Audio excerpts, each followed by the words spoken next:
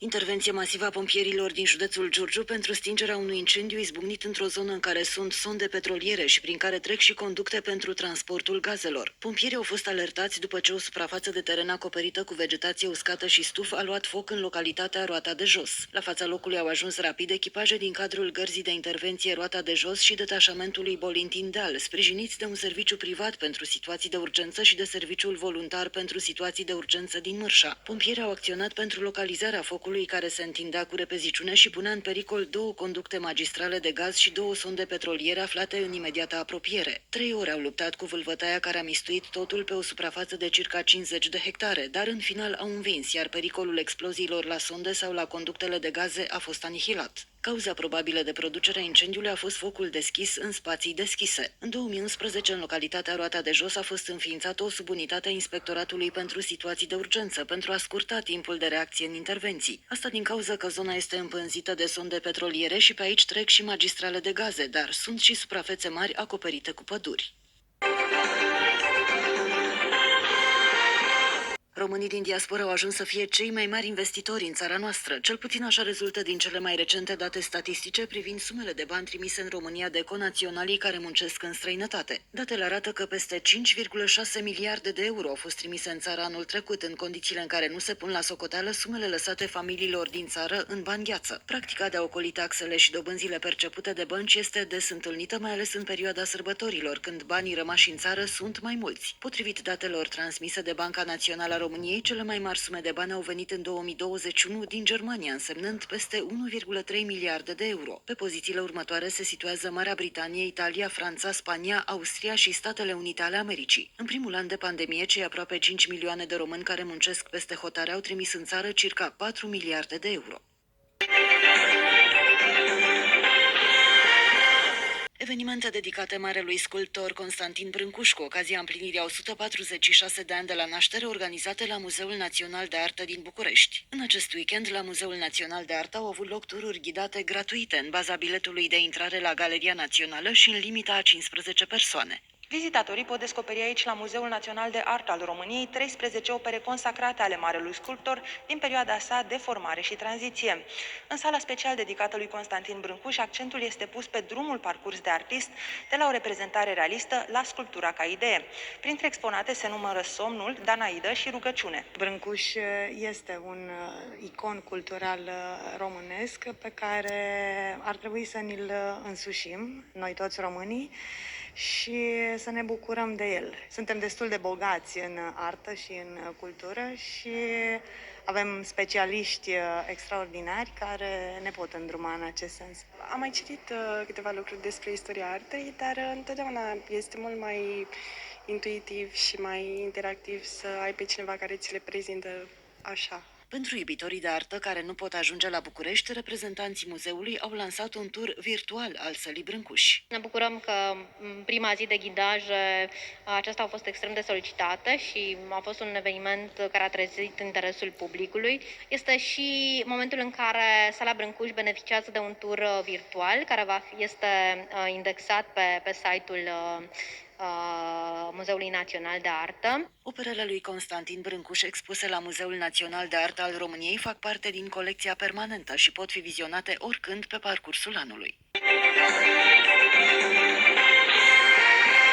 6 hectare de vegetație uscată și stuf au fost mistuite de focul izbucnit joi seară în zona localității Albeștii Paleologu din județul Prahova. 3 garnituri feroviare au rămas blocate din cauza incendiului. Misiunea a fost dificilă din cauza vântului, a umidității scăzute și a vegetației înalte. Traficul feroviar a fost restricționat, iar la fața locului au fost mobilizate 2 autospeciale de stingere. Pompierii au reușit să stingă incendiul după 3 ore. Din fericire, nu au fost înregistrate victime. După stingerea vâlvătăii, traficul feroviar a reintrat în normalitate. Potrivit pompierilor, este posibil ca incendiul să fie izbucnit de la focurile aprinse de oameni pentru igienizarea terenurilor acoperite de vegetație uscată. În România, incendierea vegetației uscate fără acceptul autorității competente pentru protecția mediului și fără informarea în prealabil a serviciilor publice comunitare pentru situații de urgență este interzisă. And she tried valiantly to save her own life. I would have panicked. Who wouldn't have? You know, and at 79 years old, you know, we like to think our senses are sharp as they can be. Încălcarea legislației este sancționată cu amenzi de până la 6.000 de lei pentru persoane fizice și între 25.000 și 50.000 de lei pentru persoane juridice. Apropiere surprinzătoare pe scena politică. Liderul AUR George Simion a fost invitat joi seară la o ședință cu liderii filialelor Partidului Mișcarea Populară. Invitația a lansat-o chiar președintele PMP Cristian Diaconescu. George Simion ar fi venit cu propunerea de fuziune sau alianță între cele două formațiuni, cu promisiunea ca PMP să aibă grup parlamentar. Potrivit unor surse politice, 14 parlamentari de la AUR ar urma să fie transferați la PMP în acest scop. Cristian Diaconescu a declarat că exclude posibilitatea de fuziune, însă în ceea ce privește o alianță, acesta le-a transmis liderilor de filiale că își face datoria de a le aduce variante pe masă. Center for COVID Control already has over 200 testing sites nationwide. We were told to tell customers, make them happy. Say whatever to make them happy, get them off the phone and get to the next patient. That included telling them that their results were invalid, even though they had never been tested in the lab. Liderul PMP a mai precizat că AUR nu ar negocia numai cu el, ci și cu o întreagă echipă pe care ar urma să o desemneze. Oferta președintelui PMP către filiale vine însă în contextul unor tensiuni uriașe în interiorul formațiunii. A company is willing to falsify records, lie to you, not store your COVID sample accurately. They are playing with your life. 41 de filiale dintre cele 49 au votat convocarea Congresului în scopul înlocuirii lui Cristian Diaconescu de la șefia formațiunii.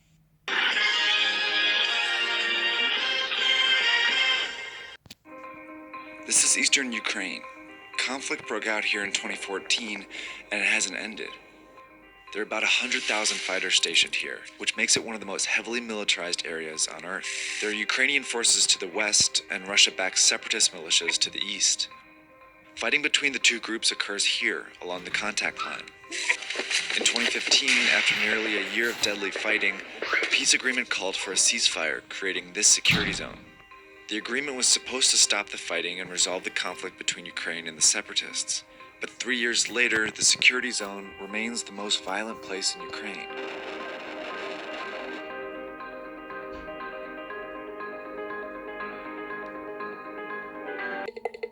The ceasefire is violated almost every single day in East Ukraine, which reportedly puts about 100,000 civilians in constant danger. Over 10,000 people have died since the conflict in Ukraine began, and about 1.5 million have been displaced, while both sides continue to build up their forces. The conflict began at the end of 2013, when the Ukrainian government rejected an association with the European Union in order to build stronger ties with Russia. The pro-Moscow move led to massive protests in the capital, Kiev, which turned deadly by 2014. Russia took advantage of the chaos and sent its military in to annex Crimea in March. A month later, pro-Russian separatists in the Donbass seized the cities of Luhansk and Donetsk and declared them independent from Ukraine. The Ukrainian army moved to take the region back, but Russia covertly joined the separatist rebels, which led to fierce fighting for several months. In February 2015, both sides settled on a peace agreement called Minsk II. The deal laid down conditions for a ceasefire in the security zone, where heavy artillery, tanks, and mortars were banned. Foreign militaries, meaning Russia, had to leave Ukraine. It also recognized the two separatist areas, the Donetsk People's Republic and the Luhansk People's Republic, and outlined how they could be reincorporated back into Ukraine. But despite the agreement, none of that has happened. In order to understand why, you have to know what Ukraine means to Russia's President Vladimir Putin. Last one out of the Soviet Union, please turn out the light. The vitally important Ukraine announced independence for the republic. The people there are more Russian than Ukrainian. Much to fear. But Ukraine would be a catastrophe. Ukraine was part of the Russian Empire in the 19th century and the Soviet Union in the 20th. When the Soviet Union dissolved in 1991, its western territory broke into independent states, including Ukraine. They formed a buffer between Russia and Western Europe. But in the 90s and 2000s, these countries started drifting westward, and many joined the EU. By invading Ukraine, Putin was able to destabilize and stop it from developing a stronger relationship with Western Europe. Russia continues to fuel the fighting by supporting the separatists and keeps its own military at the ready. Meanwhile, Ukraine's government is forced to devote resources to its defense. Both sides have ignored the ceasefire so far, and a closer look at the front lines reveals just how unstable the region is. The separatist rebels in the LPR and DPR have funding, weapons, and the assurance of the massive Russian military behind them. They are responsible for the majority of the ceasefire violations. On the Ukrainian side, the forces are a mix of Ukrainian army soldiers and volunteer militias. These militias are funded by Ukrainian oligarchs and members of parliament. Some have far-right views and even have attacked the Kiev government. But Kiev continues to fund and arm these groups anyway. It's their only defense against the Russia-backed rebels in the east. So despite a ceasefire that could have ended the conflict, there's an active war on the ground. Both sides continue to fire heavy artillery on a daily basis as a show of strength. Power, water, and supplies are common targets, and the heaviest price is paid by the hundreds of thousands of civilians trapped in the crossfire.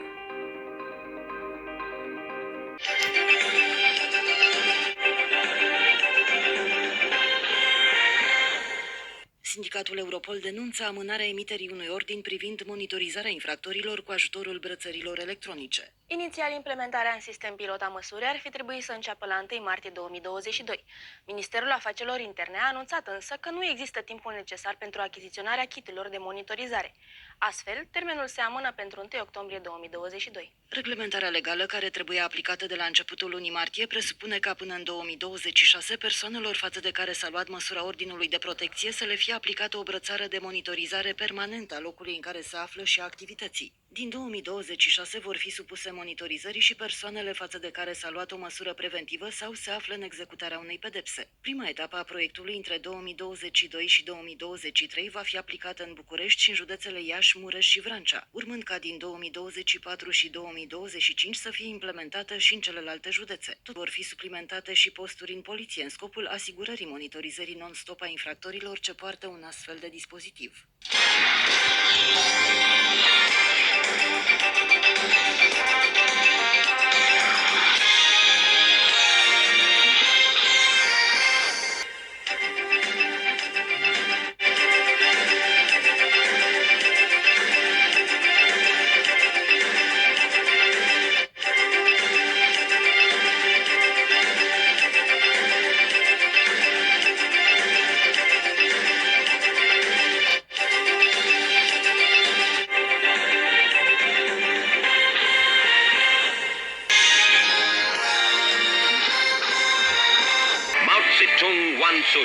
lived 10,000 years. In 1966, Mao Zedong had a problem. The Chinese leader, who had led a peasant army to victory in the Chinese Civil War and established the Communist People's Republic of China in 1949, was getting old. Worse, his radical policies had devastated the country and triggered the deadliest famine known to human history. By the early 1960s, Mao's once great influence and public presence were at an all-time low. And there were rumors that he was dying, or even dead already. He needed to find a way to seal his legacy as the face of Chinese communism, and a new revolution to lead. It started in a river.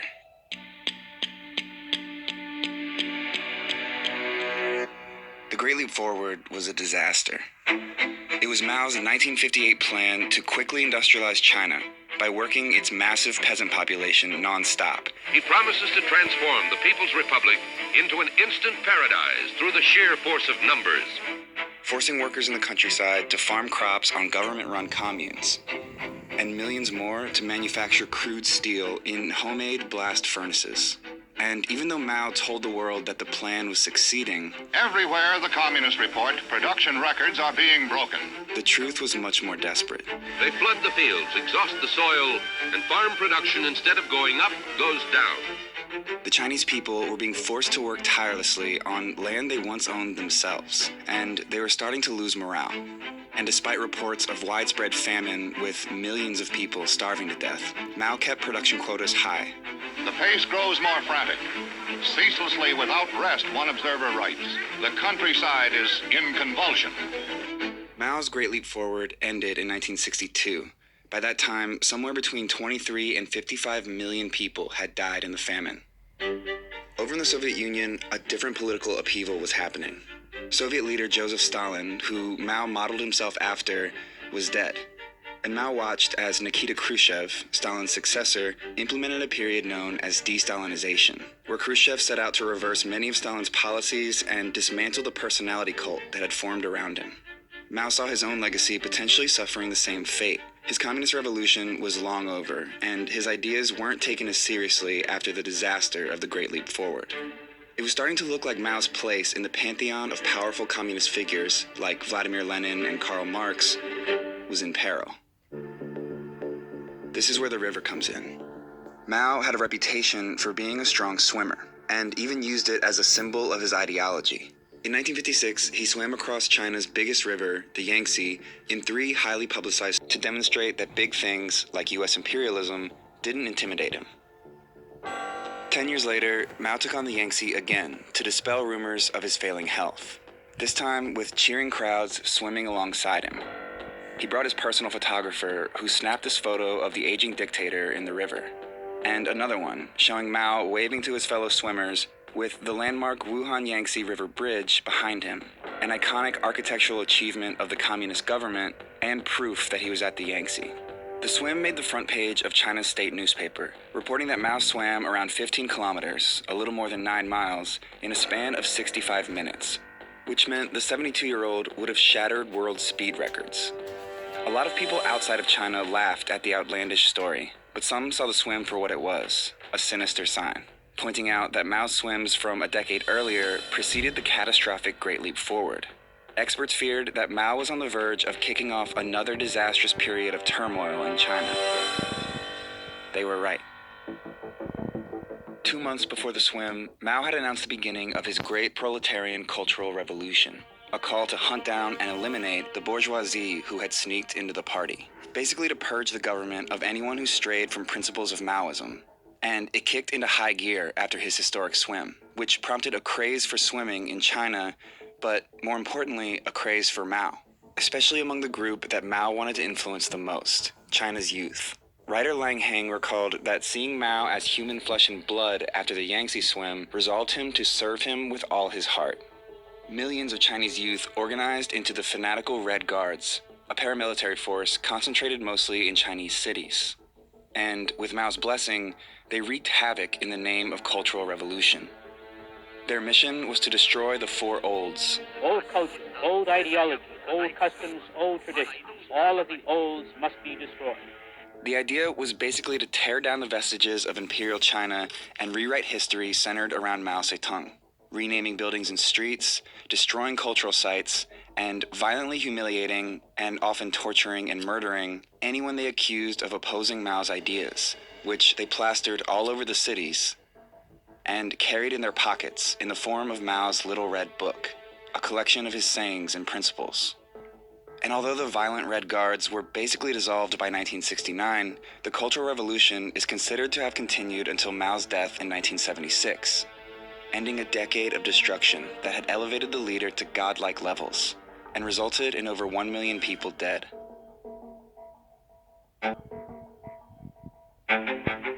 The chaos of the Cultural Revolution scarred China for generations, but Mao basically got what he wanted. Even though the Chinese Communist Party condemned the Cultural Revolution in 1981, and Chinese communism diverted away from Maoism, they didn't denounce Mao himself. The Cultural Revolution solidified Mao's cult of personality, and that influence has lasted. Mao's swim, which is still commemorated each year in China, was more than a display of strength. It was a message to get behind Mao as he began his last revolution.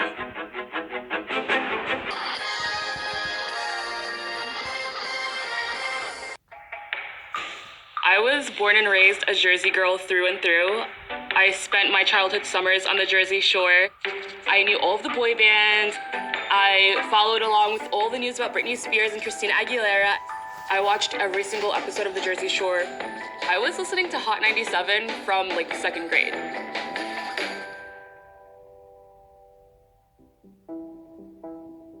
When I think back to grade school and my childhood, it is distinctly shaped by my experience getting bullied. The year that 9/11 happened was the first time that I was called a racial slur, and it was in my classroom. I remember going straight to my guidance counselor and telling her, like every single kid in my class is attacking me. And my guidance counselor said, well, if everyone feels that way, then maybe you need to change. My father had an electronics store on the beach. Immediately after 9/11, another vendor created a petition to kick out all the Muslim vendors. They would come to my dad's store right in front of me, harass him, call him names. Our house started getting TP'd, egged, water ballooned on the regular.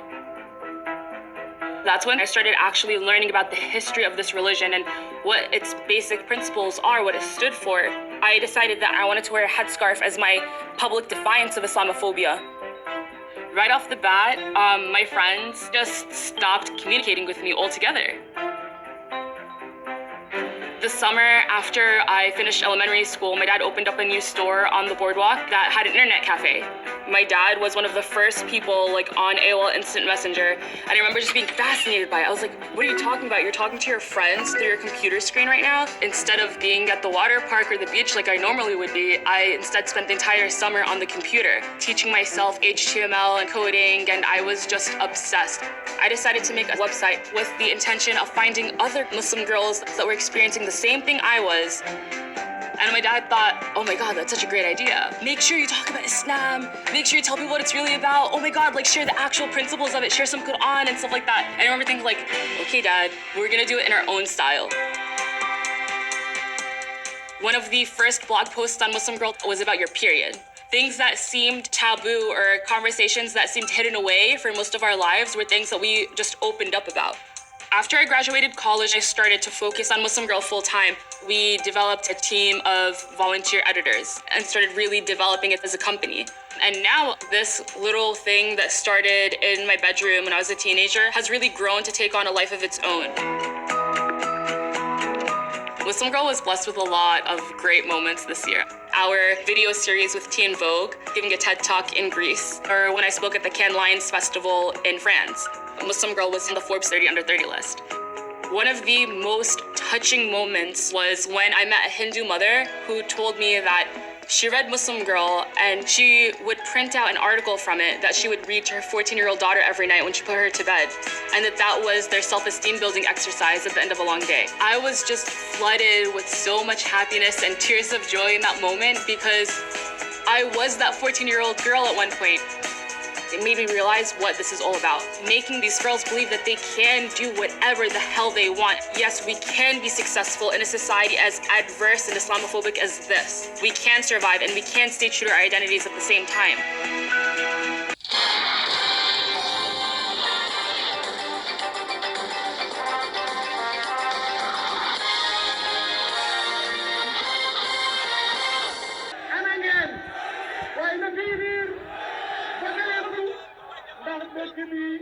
feeg ñu ngi bañ lu bon di am lu baax.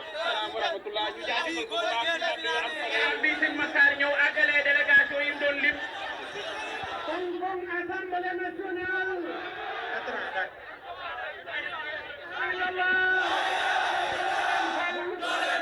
bëgg ngeen dox.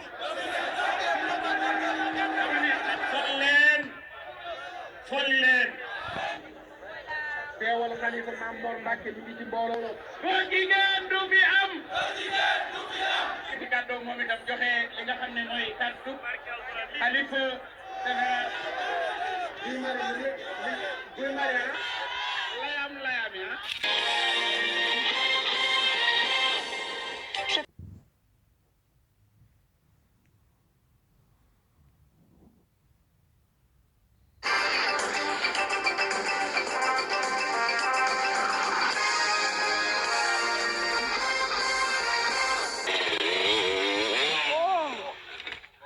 Are you alright?